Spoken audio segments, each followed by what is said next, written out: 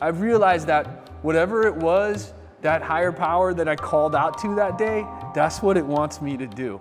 I don't know if you want to go into like how it started or when I was a kid.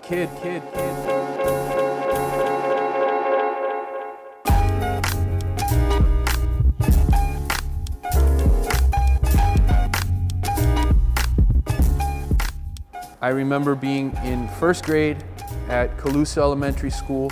My art teacher, Miss Perry, had me draw whatever I wanted to draw because she was going to put it in the youth fair. I said, all right. And Easter was kind of rolling around and I was hyped up for the Easter Bunny. And I drew the Easter Bunny riding a skateboard with a yellow Sony Walkman, like pinned on himself with that. And I won first place in the youth fair.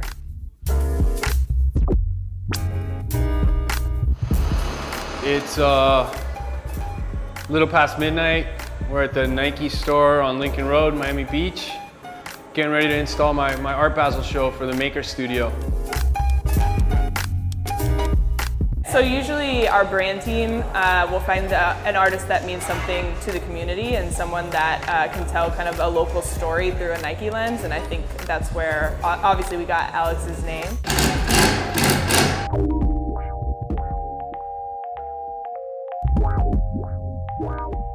Miami this week at Scope, we're representing our good chunk of our roster. We have over 100 artists on view here at the booth, including local Alex Giannis, who we've worked with for a number of years now and who we love very dearly.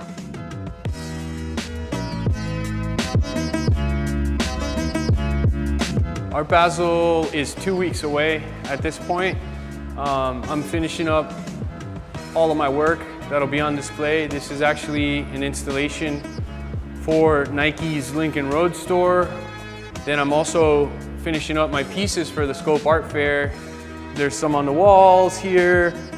This is probably my like showstopper piece, so to say, on the floor here.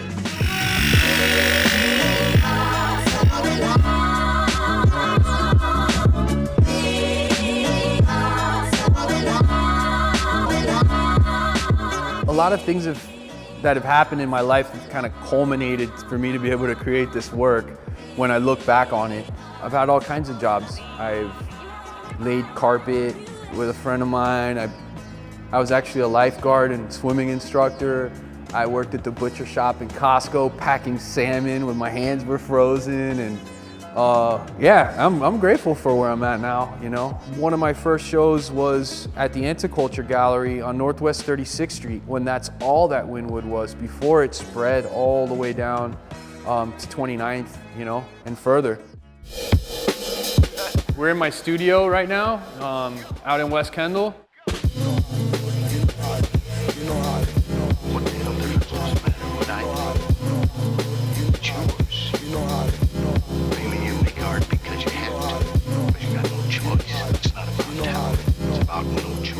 These are a bunch of pieces for my upcoming show at the Paradigm Gallery in Philadelphia.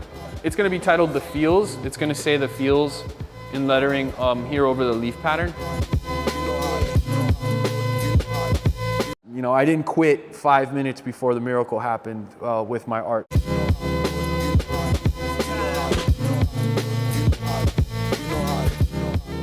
Because there were many instances where I was like, man, I can't do this anymore. I remember having a show in Wynwood, and my daughter was on the way, my firstborn, and had this show in Wynwood and put up a bunch of pieces in the gallery, and the opening night for Art Basel happened, and a gentleman came to the show and bought my biggest piece for like, it was like $8,000. I was ecstatic. I called my wife and I was like, babe, you'll never believe it. I just sold the biggest one, and like Art Basel doesn't start till tomorrow. And the next morning, you know, I went to bed on this high, and like the next morning, my buddy who ran the gallery calls me. He's like, man, I got bad news. This guy's check bounced. And I was like, kidding me. And it just took the wind out of my sails. And that, for me, that was, I wouldn't say a breaking point because I didn't quit, but it was enough of a letdown to where I contemplated just walking away from it.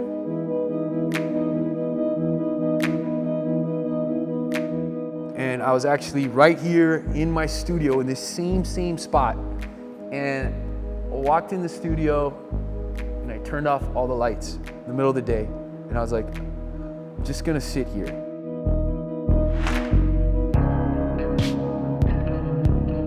It gives me goosebumps telling the story, man. Like, I sat here and I'm not a religious person. I do believe in a higher power that makes everything function in this universe. And I called out to it and I just said, whatever you want me to do, I'll work construction, I'll pack fish, whatever you want me to do. I'll go to Alaska and work on a crab boat. Like, whatever I gotta do to just feed my kid. And if it's not this, if it's not the art, what you want me to do, I'm okay with it. I'm okay with putting it away. I just want to survive. I meant it. I meant it with every cell in my body. I meant it. I got up and I walked out. And I just went on with my day. And I didn't want anything to do with Wynwood. I was like, I don't want anything to do with Basel. I don't want to know what's going on. The work is out. My phone rang. And it was a gentleman from San Francisco who was in town for Art Basel. And he saw 4 of my pieces. And he said, can I come visit your studio? I want to purchase all 4 of these pieces. And he purchased 4 pieces, opened a gallery in Chicago, and we've worked together ever since. And that same day, later that afternoon, I got an email, and it was from a gentleman from Brooklyn, New York, who was here for Art Basel, and he said, man, I saw your work, I've never seen anything like it. Would you be interested in having an exhibition in Brooklyn at my gallery? And I said, yeah.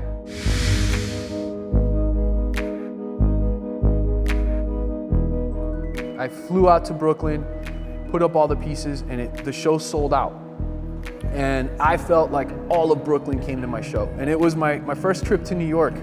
This all happened within a span of 2 months from when I sat in this studio and thought about quitting.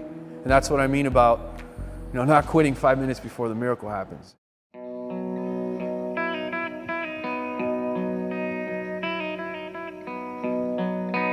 It's a funny thing. I mean, I remember being younger and thinking that I needed to leave Miami in order to have an art career, or any type of creative career, because a lot of my friends had to do that or did that. They went to New York. I thought, how can I do this and stay here? I don't want to leave Miami. My family's here. This is where I'm from. I love it here, I couldn't picture myself living anywhere else. My work is inspired by my surrounding.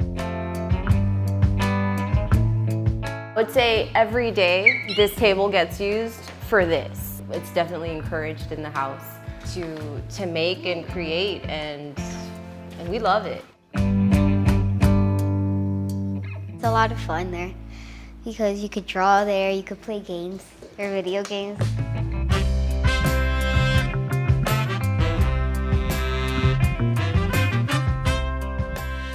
Living with your mom, and me making art in the family room in the backyard, packing it into your Honda Civic and like driving it To anywhere he could show anywhere it. I could show it and selling it. I sold it on the street, remember? On 8th Street, sold it in Wynwood before Wynwood was a thing. Wynwood was, like yep.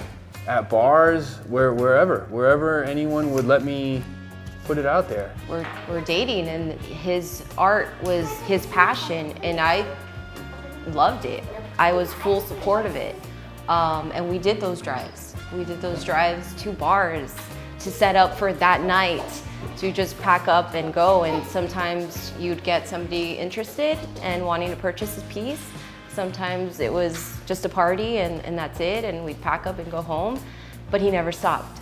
And the fact that he didn't stop was the fact that he's still going. And that's the drive that he still has today. The drive today is the drive that he had back then, when he didn't know what was going to come out of it, and just to keep making and keep making.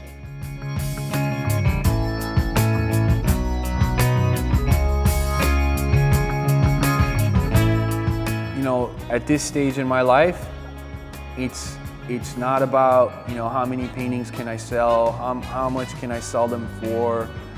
It's about trying to inspire not just my kids, but all kids to not just not to give up. And if they have a passion, to stick with it.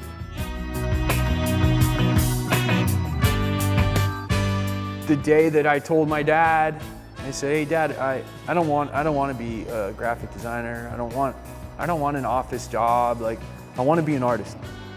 And my dad's not an artist. My dad was a business guy. He'd always worked, and I thought my dad was gonna freak out. And my dad's advice was like, okay, well, if you're gonna be an artist, then you have to do it every day like it's your job. You gotta paint every day. You gotta make something every day. And that's what I've done. I mean, like, the minute I open my eyes in the morning, the first thought in my head is, what am I working on today?